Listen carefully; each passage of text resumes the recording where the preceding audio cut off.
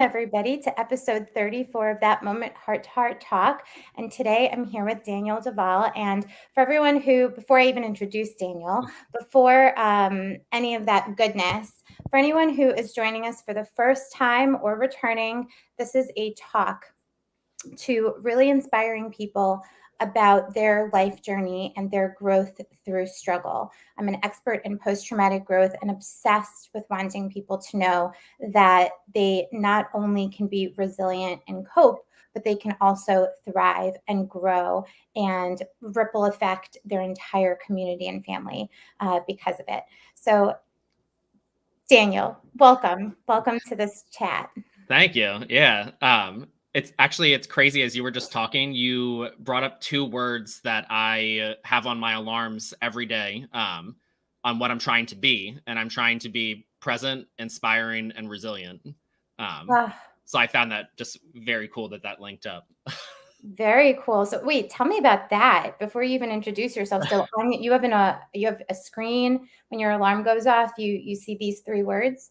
Yeah. So my alarm has those words at 8 a.m., 1 p.m., and 7 p.m. as reminders for myself that that's what I'm trying to be.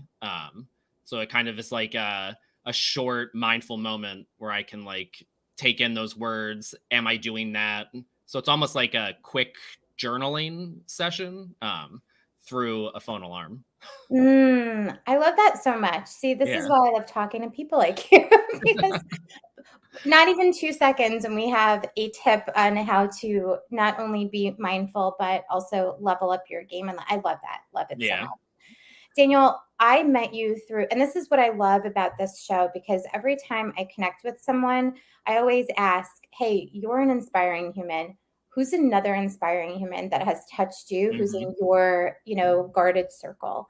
And someone I had interviewed, said your name. And I thought, okay, let's do this. And in speaking with you, I was just so inspired. I don't want to keep going because I could talk about you, to you, but can you tell everybody, who are you? What do you do in the world today?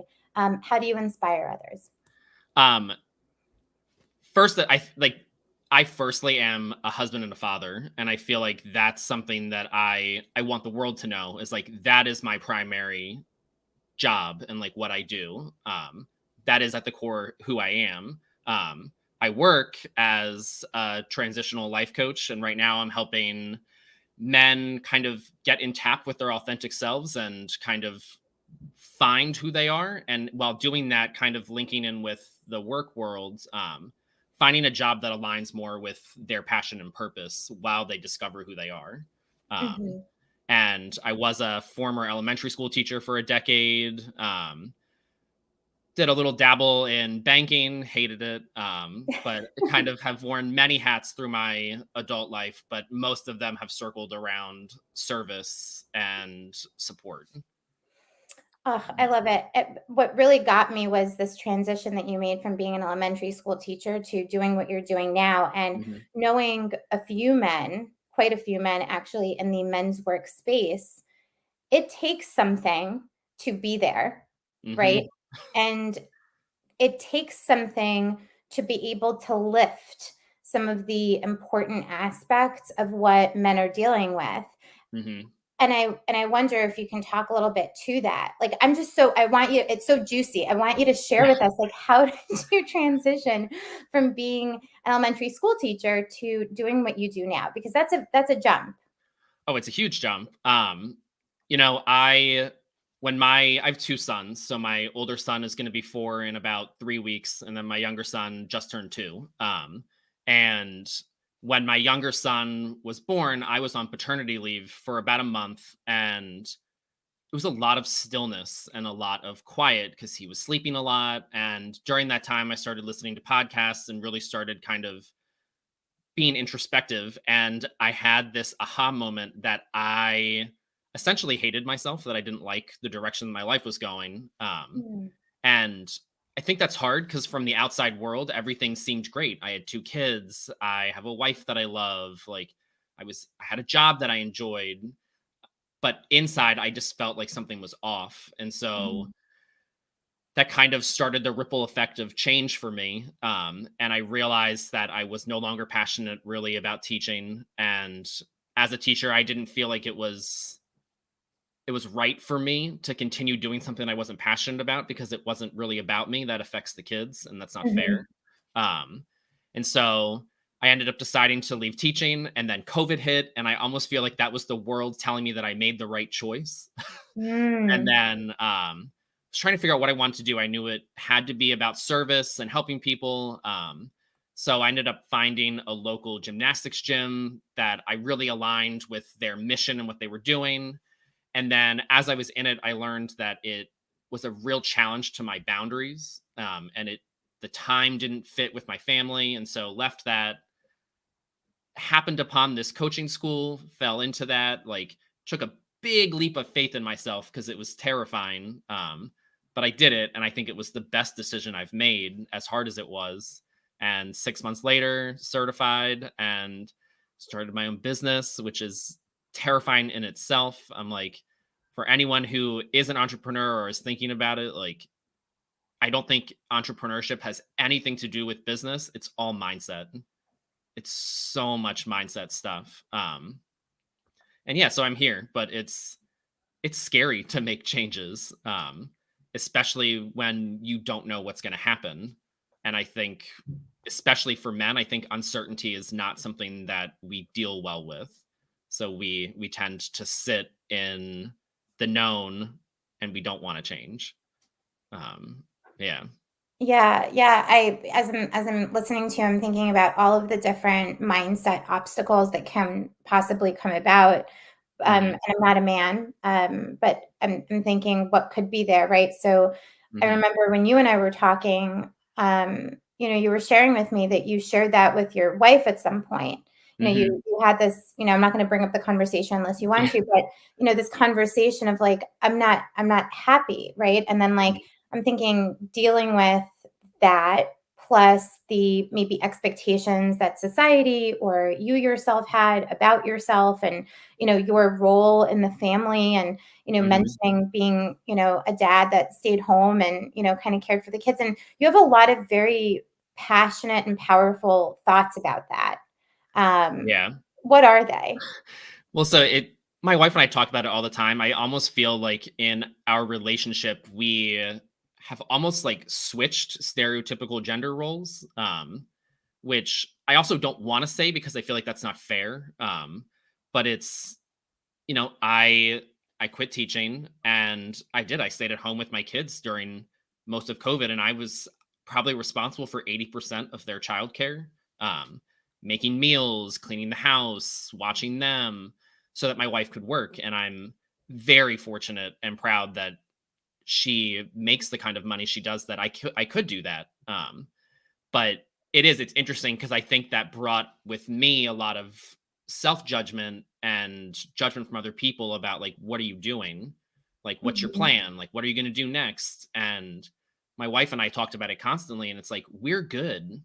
Like, we're happy with our decision. We're going to work through it. Like, I appreciate your worry and your care, but like, if we don't ask for your opinion, we don't need it. We're fine. And I think that that's Yeah. something that people struggle with, is like they obviously want what's best for you, but what they think is what's best for you is not what you think's best for you.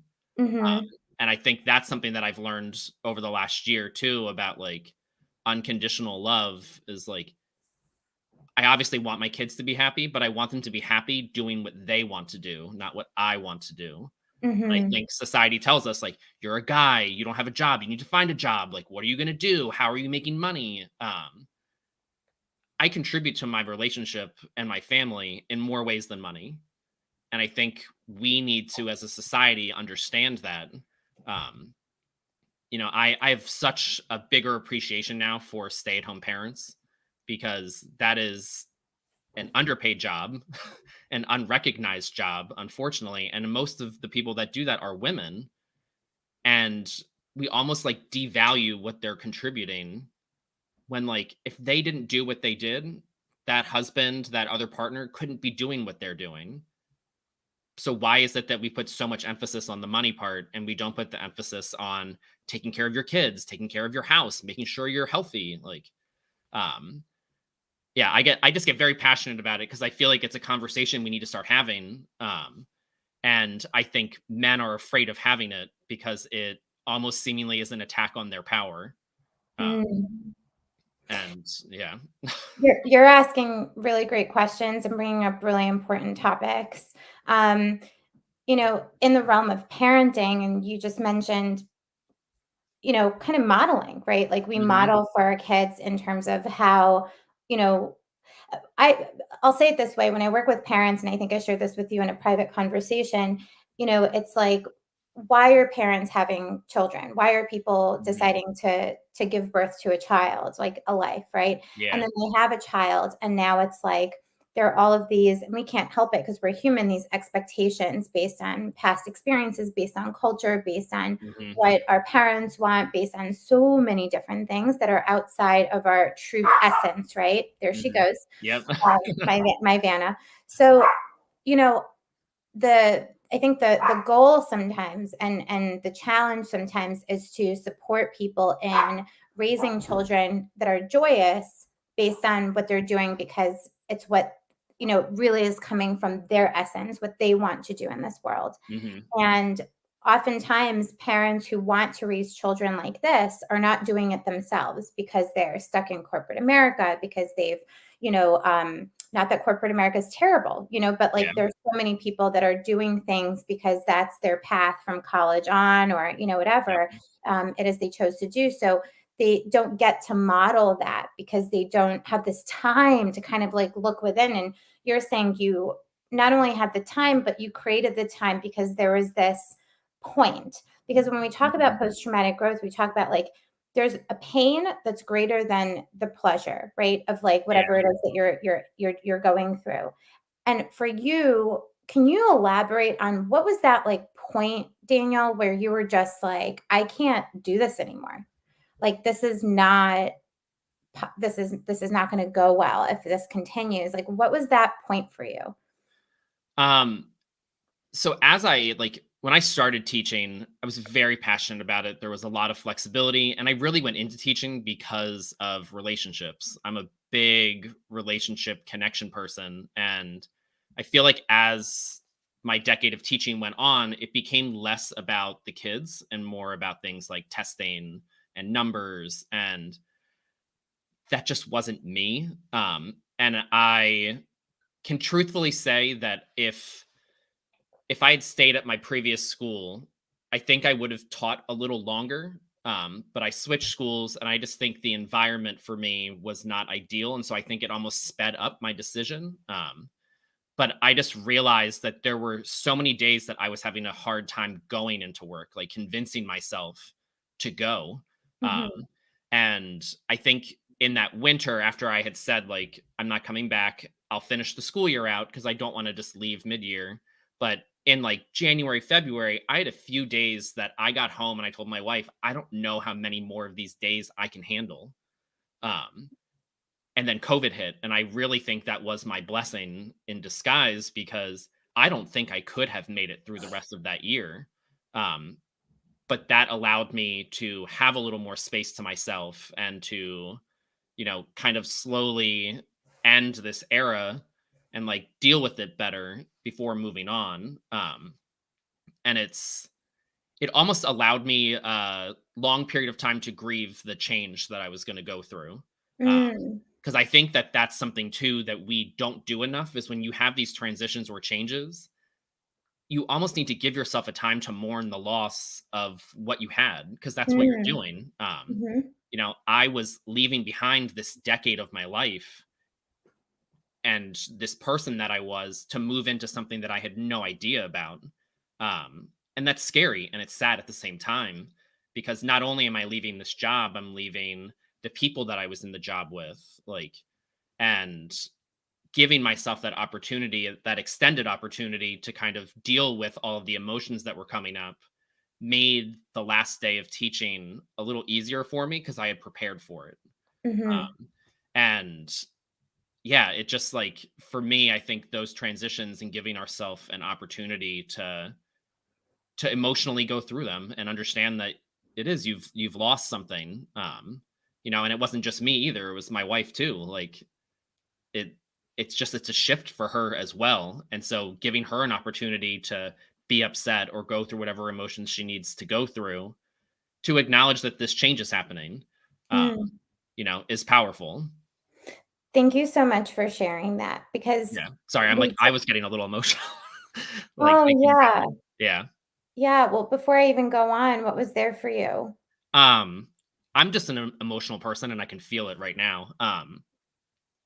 It's hard to go out on your own when you Mhm, have no clue what's happening. And it is like it was a lot of me fighting back. Okay, like I don't have this job, I need to find one immediately. Okay, mhm, I need to find something, and I did, and I don't think that it was the right choice in the long run. But then I remember, I guess it was after I worked at the gym, I was applying for jobs and I had 3 final interviews and didn't get any of the jobs, and I came upstairs and I basically told my wife, I was like, "I think this is a sign that this is not the right path for me. mhm, Like, the world is telling me something, I need to listen to it. Are you okay if I start my own business?" mhm,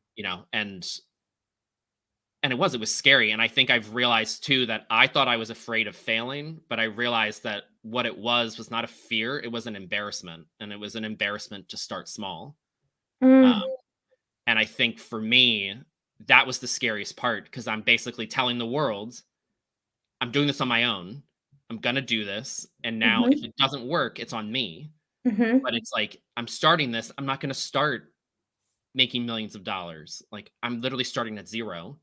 And that in my mid 30s can be looked at as really embarrassing. Like, mhm. what are you doing with your life? That's what you chose to do. Because it's very counter. And it brought up a lot of self-doubt and a lot of just issues that I had to kind of go through and be willing to go through. And yeah, I think that's really what it is like giving yourself an opportunity to feel how you feel and to figure out what's behind it. Yeah. You bring up something so important, which is the courage to go through that struggle, right? Like there's a Mhm. suffering that happens, but part of the growth, lots of people think growth is this like beautiful lotus flower that just like kind of Uh-huh. comes out of, but Yeah. what it comes through, is actually mud, right? And what these, Hmm. beautiful daisies and like little weeds come through is cement. You know what I mean? Like Oh yeah. they really break ground.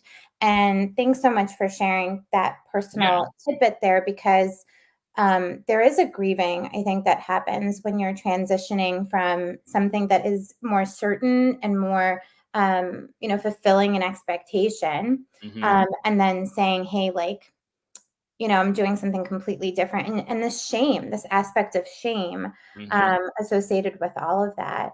How Yeah. how important was it, Daniel, for you to have the support of the people around you, including and probably most important, your wife?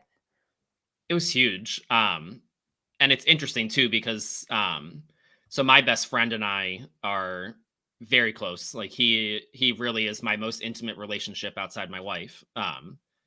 And I think that was important for me during that time too to have him there. Because I'm a firm believer that one person can't be everything you need.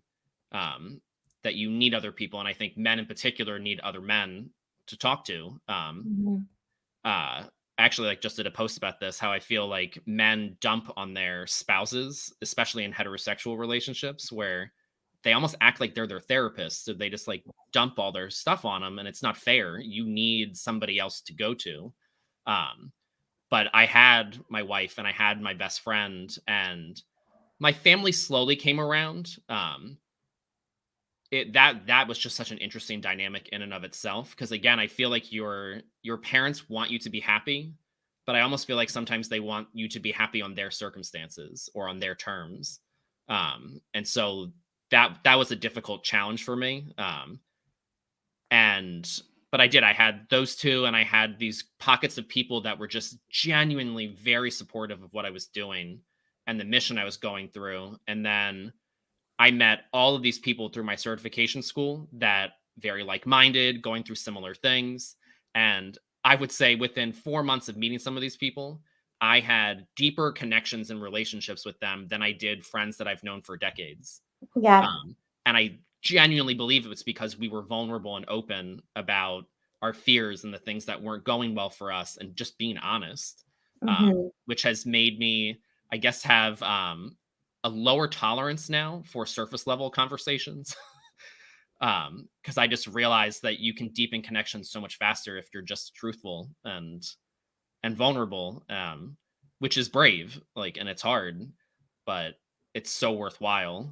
So yeah. Absolutely. What Yeah. do you think, Daniel, is the effect of your work with men? What do you think what is your mission? What is the thing that's greater than yourself? Like what are you looking to impact? Um, Done a lot of thinking about that. And I've realized that my intention behind everything I'm doing is for my boys. I want them to be able to grow up in a world that values who they are for who they are. Not who they want them to be or who they think they should be, but who they actually are. And I think that everyone, men and women, deserve that. And it's just like it gives us an ability to stop playing a role and to Mhm. start actually being ourselves. I've been reading Brene Brown and Tarana Burke edited this anthology called You Are Your Best Thing. Mhm. And in one of the essays I read the other night, they talked about how, like, you were born with an assignment. Don't let somebody else change your assignment. Um, and I was like, damn, like that's really what it is. Like, we are, I look at my 4-year old who is so unapologetically himself, Mhm. doesn't understand judgment, doesn't understand shame, just like Mhm. is himself. And I want him to stay like that. I want to create a world where he can be like that, where he is not afraid to be himself. And I think we all deserve that. Mhm. To like what you like and to love who you love without fear of ramifications or of penalties for it. Um, and that's really what I'm trying to do with men in particular is get them to a point where they realize, like, I can be myself. I can go after what I want because that's what I want. I deserve that. Um, and it's not selfish. You know, Mhm. by me being the best version of me, the people around me will be better off. Mm. And that's something that I don't think people realize either. By me being authentically me, that I give permission to the people around me to do the same, and that Oh, makes absolutely. everyone better. Um, Absolutely. and that's I think vulnerability has become like a superpower of mine because I think it's you allow people the space to do the same um, by doing it yourself, and I think that's the hardest thing for me is being vulnerable on social media and giving guys permission to do the same.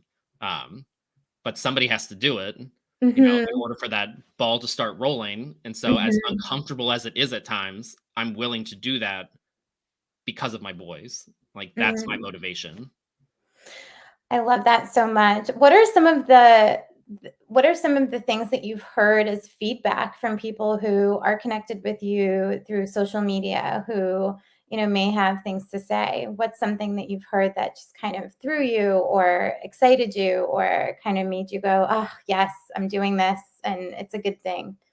Um, it's been really interesting. Like, I've been getting comments on both sides. Mhm. I've found it very interesting that the demographic that responds and interacts the most with me are women.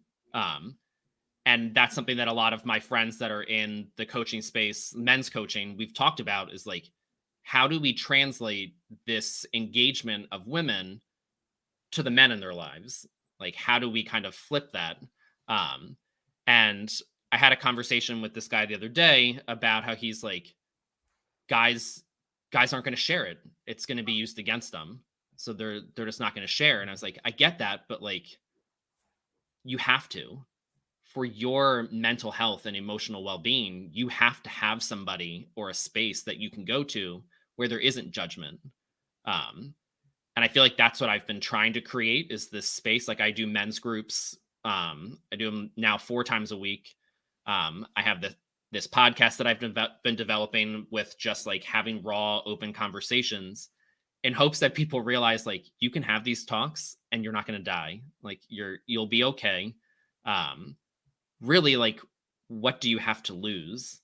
And that's a conversation I had with a friend the other day on social media. Was like, what's what's the risk? Like, what's the worst thing that's going to happen by you opening up and telling somebody how you feel? Mhm. If anything, it's only positives. That person Mhm. sees you clearer, you see yourself clearer, your relationship is deeper, you know? And I think we tend to look at it as like, what if that person doesn't like who they see? And it's like, that's okay. Wouldn't you want to know that? Like, Mm. I want people in my life that care about me for me, not this Mhm. idea that they have of who I am, but for actually who I am.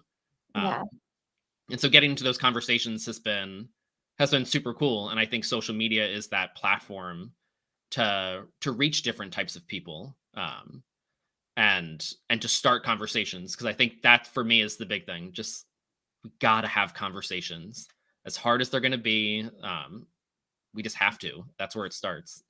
Yeah. This morning I was on Instagram and I saw, I think it was a post by someone, I don't know, a good soul posted something about, just because people aren't ready sometimes to hear the message doesn't mean Mhm. that you can't, understand the power of planting a seed, which is really all about what I Mhm. do is planting seeds, planting seeds, planting Yep. seeds. And that's what you're talking about, right? It's just starting a conversation. Maybe Mhm. someone can be touched by it. Maybe they'll bring it home and, Yeah. create, a conversation with someone at home. As I'm thinking about your growth journey through all of this, struggling with the subject matter at hand, I'm thinking like, what are some of the things that you notice about yourself that have shifted? Lots of people, when they go through this kind of transition from struggling to growing, struggling and growing, they notice that I used to be this way, but Mhm. my new way of just being in the world hasn't allowed that to continue. And now I'm, Mm. extroverted, or now I'm an advocate where I used to be like this, very quiet, sort of to myself person. Are there qualities about yourself that you can say have absolutely shifted and changed? Oh, for sure. It's so interesting too. I don't know if you've experienced this, but when you have people that you've known for a long time and you have gone through a change personally, um, I think those people struggle with the new version of you and they want to almost like cling on to the old you. And I I've had many comments from friends and family recently that were like, "Oh, well, you used to be like that." I'm like, "I did. I used to be like that, but can you please acknowledge who I am now? Like, I'm a different Mm, person." mhm, I used to struggle tremendously with comparison. Tremendously with it. And I think now my relationship with myself is so much healthier. And I'm so much happier with myself that I am genuinely happy now when people have successes, because I'm a firm believer that if you're not happy, you can't be happy for other people. It just doesn't work. And so like for me now at this point where like I just am happy for other people. I'm like, that's for them, it's not for me. Them having a success or an accomplishment hasn't taken away anything from me. Like it has nothing to do with me. And I think that for me has been a big shift. And then this idea that when I have interactions that maybe aren't the most positive, to realize for myself that it's not about me, it's about the other person. mhm, That if somebody is angry at me or we get into an argument and they're really upset, that like I have to own my stuff, but a lot of their anger is about them. It's not about mhm, me. Um, and that's been huge. And I think a lot of that comes down to I'm a much more reflective person now, um, through journaling. And I think I'm able to just like let go of things easier because I realize like, okay, I'm going to deal with it on my end. And that's all I can do. Like, the rest of it's on them. if they want to have a conversation about it, we can do that. But I can't take ownership of how they feel because it's not my responsibility. Uh, Mhm. yeah. It sounds like you're also creating space for deeper compassion, right? Like Hmm. more inquiry and compassion inside of your relationships with other people. And I love what you're saying in terms Yeah. of, taking care of what's over here. Hmm. And we talk about that often, right? But like actually doing it in practice, I can imagine has created a ripple effect in your relationships with others. Oh, for sure. Um, Yeah. Yeah, I mean, even like with my wife, who's my closest relationship, like me going through these changes, she's also been kind of tagging along. mhm, And, I've also realized that it's not the same pace that I've been doing things, but like she's acknowledging it and changing as well and open to having conversations. And I think the way we communicate has changed. I think the same way with my friends. Like I made a shift in my relationships with my friends, particularly to say I love you and to make that a known, and to randomly message my friends why I'm grateful for them or what I love about them. Because I think the people closest to us receive the least love from us sometimes. We mm, almost assume that they know how we feel, and so we don't mhm, say it when those are the people that need to know that the most. Um, mhm. but it's funny, that's something that I've realized with, my men's groups is I end all of them by saying, like, "Love you guys," and some of them will message me and be like, "Man, that really made me uncomfortable at first, but now I understand." And they'll say it back, which is cool. And it is. I think it's just, like, to make these small shifts in people to realize that, like, there's a better version of this, and, like, Yeah, if you're willing to fight for it, like, and be uncomfortable, we can reach that. yeah. Yeah. We often underestimate the power of a kind word or saying something that's on Mhm. our heart, and we overestimate the negative effect or, impact we're Mhm. gonna have on someone. And the truth of the matter is that, yeah, Yeah. it is uncomfortable to open up a space for people to be vulnerable. That's like really that's tough. Uh-huh. I was just talking to a girlfriend on a walk the other day, and she was sharing about a past relationship and saying how difficult it was for this man that she was in relationship with Mhm. to acknowledge enjoying time just with her without being around his buddies and her. And, Mhm. we talked about how difficult that is for a lot of people, right? Just to say, "Hey, Mhm. I'm really having a great time with you apple picking." Like, that may not be the Uh-huh. most masculine in my mind activity, but, like, I love it. It's fun. We're having a good time, right? Just to acknowledge that, Mhm. it's so it's perceived as so hard for so many. So, I have a question for you because 'cause you've brought up some, like, amazing tidbits, and I do some of them too, so that's why I've lifted them in my mind. Can Yeah. you share what are some of the things that you've taken on as practices that have helped you sustain this being in the world? Because it's one thing to have an aha moment and, a community of people that you sometimes talk with. But behind closed doors, when you're just doing your thing day to day and you've got kids and you've got lots going on, it's easy to kind of fall off and do your own Mhm. thing and not practice those things that keep you being who you be. So, what Yeah. are those practices? Um, it's interesting, I talk about this all the time, like, I think it's setting boundaries for Mhm, one, and I have made myself a priority, I'm which it's so funny, when I this is like a side thing, but, like, when I have coaching sessions, I like to kind of dig into, like, what are your priorities and values, and I would say a majority of people don't even list themselves as a priority, hmm, um, which is scary because you should be your biggest priority, because if you're not good, you can't show up for other people, and I think when that shift happened for me, I realized, like, "Okay, I have 2 kids. I am taking care of my household. I have my wife. Like, I need to have time for myself." So I have a very kind of like firm evening and morning routine, that I don't like to jeopardize because it sets me up for a good day. So like at night, 9:20 hits, like all electronics are off.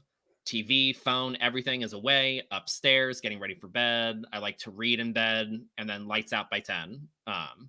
And then wake up at 6 a.m. And from 6 a.m. to about 7:30 now is just me. No kids. Like, so my wife and I will do a workout, whether it's like a hit workout or lifting, and then I meditate, and then I read. And I do all of that every day. Um, and it gives me time to myself to like energize myself by doing things for me, so that when the day starts and I have to start pouring into other people, my cup is full. Like I have energy to do that.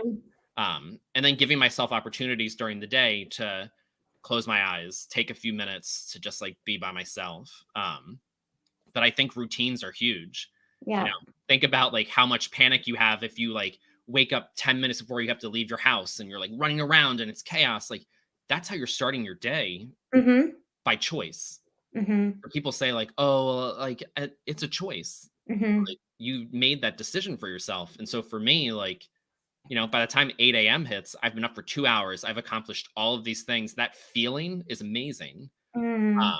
And I think more of us need to create a space for ourselves to be by ourselves. But it's almost like, how do we reach that point? Because I don't know if you saw that study they did where they asked people, do you want to spend 10 minutes in silence or receive an electric shock? And 80% of people chose the shock. Wow. They were unwilling to just sit by themselves for 10 minutes because I think we're Yeah. so afraid of what we're going to see, Mhm. you know? And, Mhm. but it is. Meditation has changed my life. Journaling has changed my life. I Uh, love it. When I think about masculinity and I think about just masculine energy and the beautiful feeling I get when I'm around, masculinity in its mhm. purest form is this sense of, and I've read so much about it as well. It makes so much sense of purpose, sense of direction, Mhm. sense of I got this.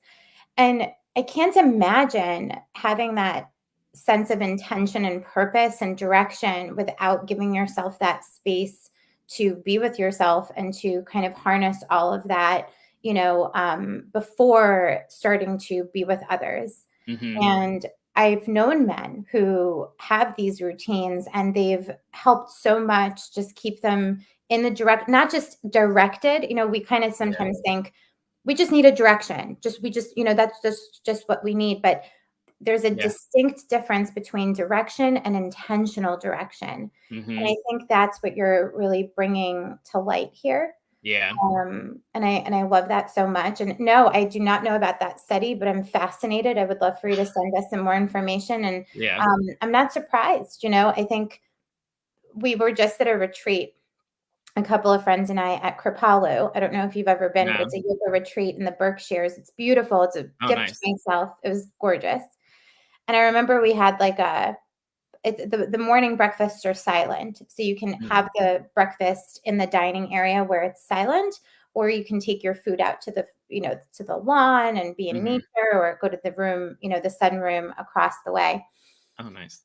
And I remember like my thinking, because I've done this before, right? And then I Mhm. remember a friend who was with me, like, silence? Like, you mean we don't talk at all? Like we just kind of sit with our food.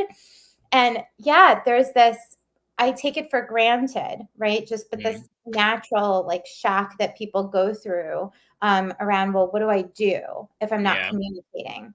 And then we were in nature on our last day and had a gorgeous walk in the forest, and we were asked not to speak.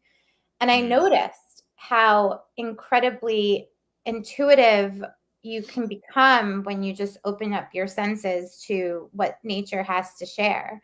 Uh-huh. And the power of just being with yourself is incredibly significant.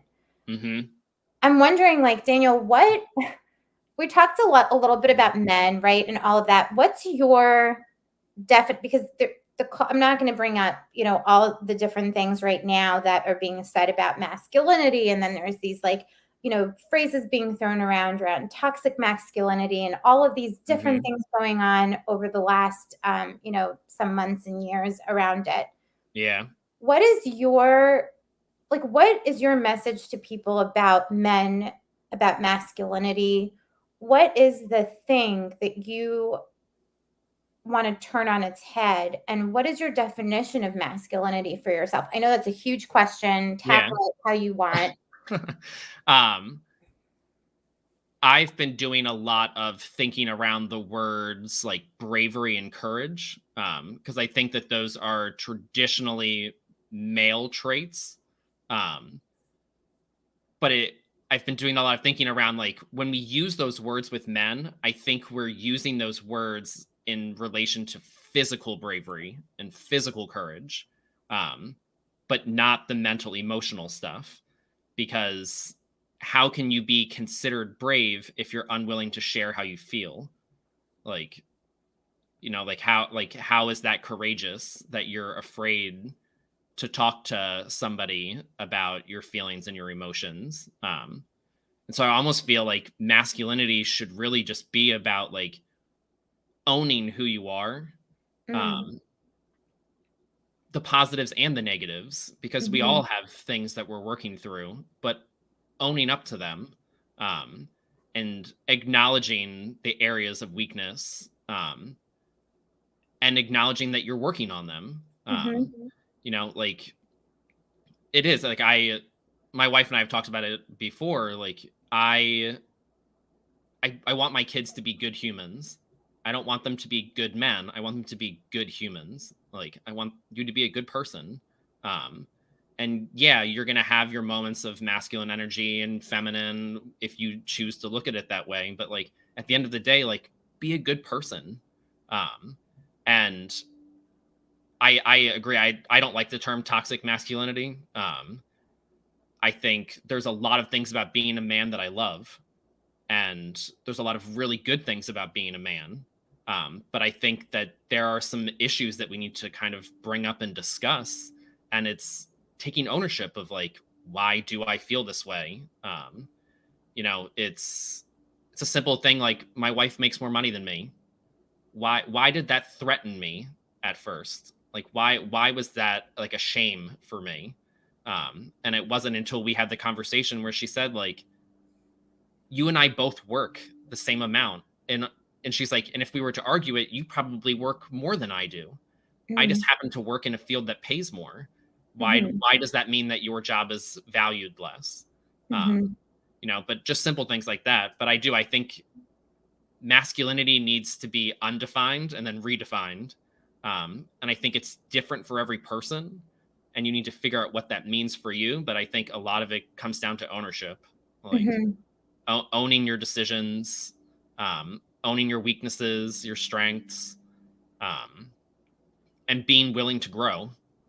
To Owning do your shit. yeah, it is like and to do the tough work, and that doesn't just mean physical work. That means the mental, emotional stuff to be the best version of you. You know, take Now, bravery in all of its meaning. let me squeeze the juice here a little bit more. Yeah. Okay? So, I'm thinking about some clients I've got who are amazing men and grew up culturally repressed when it Hmm. comes to emotions and so on and so forth. Men may be older than your and my generation, Yeah. or maybe some men who are just trying to figure it out in this, realm that we're in right now, right? Hmm. What would you suggest? And I'm not talking about like the conscious, like, have been reading about this forever, but like the man who has never touched, like, this is their first conversation they're viewing on YouTube right now. And they're like, Yeah. what do I do? Where should they go? Like, what what piece of literature or book or video have you watched or can recommend that you think would make a difference and prolonging the conversation for them? Um, so there is a podcast actually called Man Enough. And they kind of dive into like undefining masculinity, and what it Mm, means to different people. And it's a really cool kind of conversation and segue, with a lot of different types of people. And there was actually a book written, by the host titled Man Enough. And he very intimately talks about his experiences with certain things and is very vulnerable. And I feel like that's almost like the perfect place to start, is to have those kind of conversations with just yourself. Like, you can read it, you can reflect on it, where you don't have the need to talk to somebody else. Um, but also understanding that like there are spaces that you can go um, to have those kind of conversations in a non-judgmental space. Because it is like, that's, I think, men in particular at a young age, the thing we sever first is connection to other guys.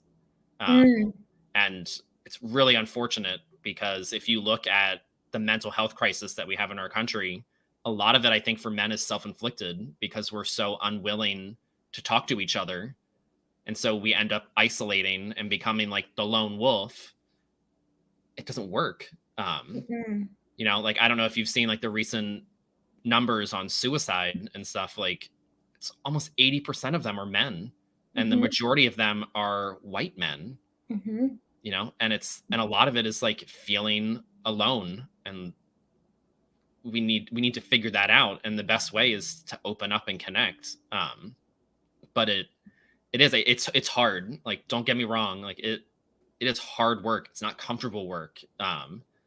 But that's why you reap the benefits of growth through it, you know? Uh-huh. We don't grow in being comfortable. It's a Mm-mm. sad reality, but it's true, and in many Yeah. ways, if you have been on the other side of that and have grown, you Yeah. realize it's not so sad, it's beautiful, you know? It's Hmm. really, it's a life experience that's to be cherished, really. Oh, for sure. And I love this conversation, Daniel. I think I think it's so important because you're someone who has so much experience, and you allowed your experience, your heart, and the people in your life. I really commend your wife as well Yeah. for doing the work to, really make those changes and pivot alongside you. Hmm. And what a beautiful model for your kids and for the community that you have, that, Yeah. you know, masculinity, being a man, what it means to just be a human is so much more than the roles that we, kind of think that we have. And it's so much Hmm. more than being, strong physically, or, it's really about just being yourself. And what does that feel like? Hmm. Sometimes it's hard, and being vulnerable enough to step into it. So not Yeah. only are you an example of like someone who talks about it, but you're living it every day. I love Hmm. it. And you can tell, I've talked to a lot of men in the men's workspace, and you can tell the ones that are doing their work around it. Hmm. And you certainly are. And it's Thank not you. perfect, but it's really nice to view your journey. It is not perfect. I'm like, and that's something, again, my wife and I talk about, is like, we want to show our kids that we're human beings, that Mm. we're gonna make mistakes. We don't know all the answers. You know, I just apologized to my 4-year-old last night, because we were doing bath time, and he was like making me angry, and I raised my voice, and You I don't like bath time, Daniel?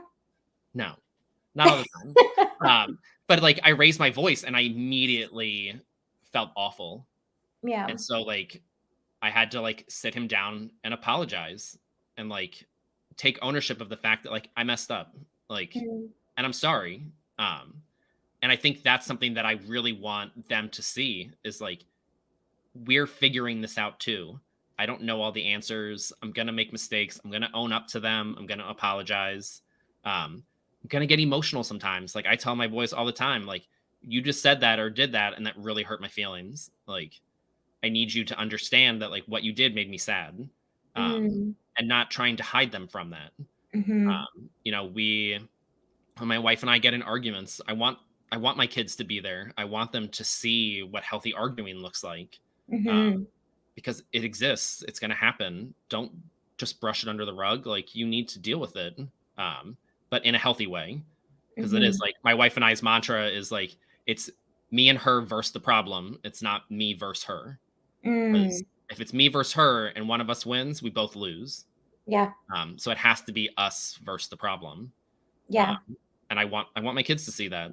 Like, Yeah. yeah.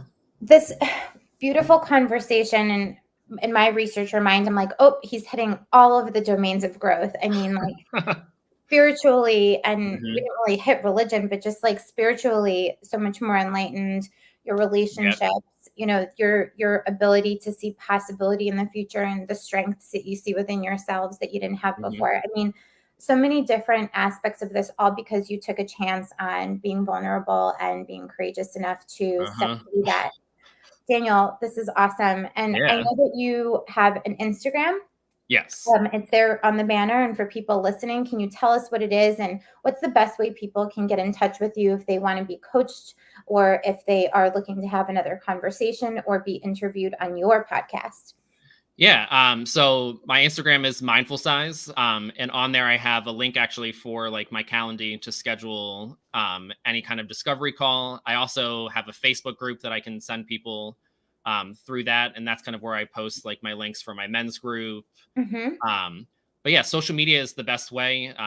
Trying to be as engaged as possible while also creating boundaries for myself, because I social media is a difficult beast in and of itself.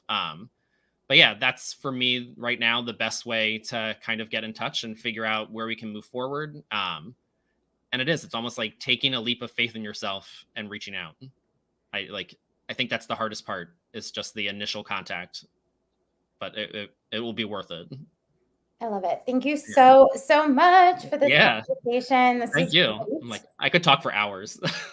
I know the first time we connected, I was like, because this is a very, very important conversation, because Mhm, for you and I, who are so invested in relationships and helping people have good relationships, mhm. the relationship with yourself is the most important one.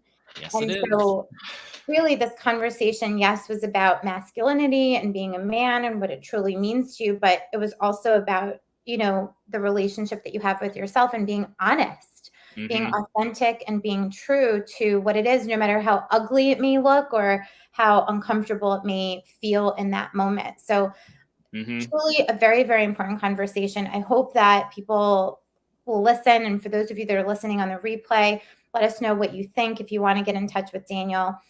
He gave you all that information. And thank you so much for joining us. And I'll see you next time on another episode of That Moment. Have a wonderful day, everybody.